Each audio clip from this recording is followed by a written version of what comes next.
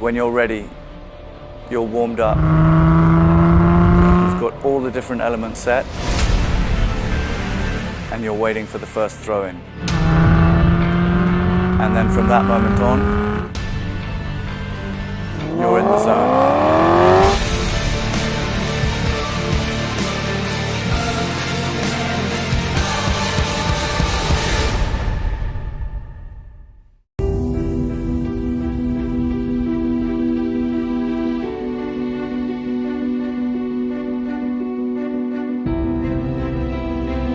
My name is E.B. Sivrite. I've been riding since I was 7 years old and playing polo since my early teens. I watched my first games, and after that I didn't want to do anything else. I liked the fact that it was aggressive, that it involved competition, it involves commitment. If you can compare it to sports that you play, rugby would be a great comparison. It is a dangerous sport. Of all the contact sports, it is probably the most dangerous. The game involves collision, lateral marking, riding off. What looks terrible, what looks like a NASCAR collision on the field is just like it is in NASCAR. Everybody usually gets up fine.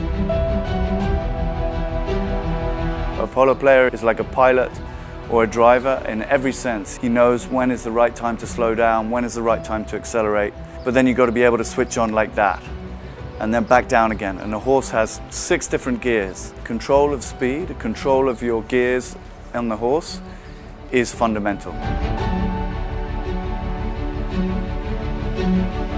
Polo is divided into increments of 7.5 minutes that are called chukkers. A polo player is taking 10 or more horses to the field for short bursts, 2 to 3 minutes at a time. There is absolutely Maserati of horses. The horses, either thoroughbreds or the Argentine equivalent. You cannot be a great player without horsepower. You can be a player of ability up to a certain level, but after a certain point, everything is dependent on the horse that you're riding.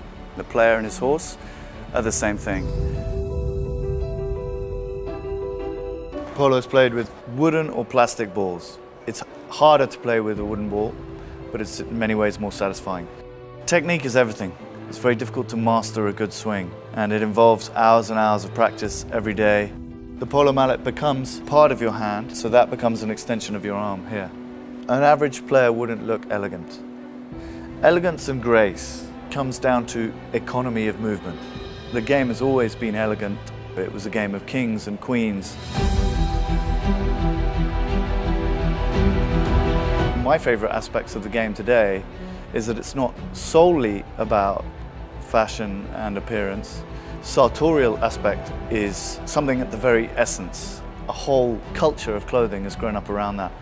La Martina represents that, creating the equipment which represent polo as more than just a sport. I think that one of the key misconceptions from outside the game is that it's not as much of a physical game, but I think that's a massive underestimation of what the game involves. In order to appear graceful requires balance, and balance requires strength. I love introducing people to the game of polo because it's never what they expected. They're never ready for the speed and the furiousness at which it's played. That's probably the essence of everybody's addiction to polo.